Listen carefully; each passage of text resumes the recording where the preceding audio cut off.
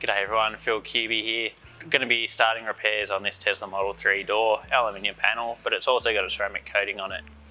I'm just going to bring you in for a really quick demonstration, let you see how a ceramic coating can affect our repair process, why sometimes we need to remove that coating before we carry on with the repairs. So we polish this area, that should be enough to remove the ceramic coating. This side should still have the coating on it. We'll see what a difference it makes to the adhesion on the tabs. We'll keep things as consistent as possible. And give that just a second to set up. So this side should be pretty well adhered. That's on there. This side with the ceramic coating, probably not stuck on there as well, just straight off.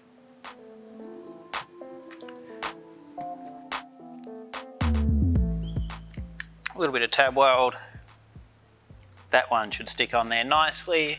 And then exactly the same on the other side.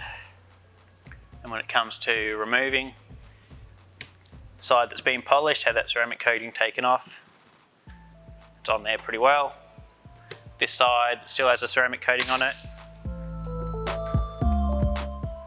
It's important to clean the panel first. Make sure you don't skimp on that step. Step one of any glue pull repair is to clean the panel, clean the tabs, make sure everything is clean.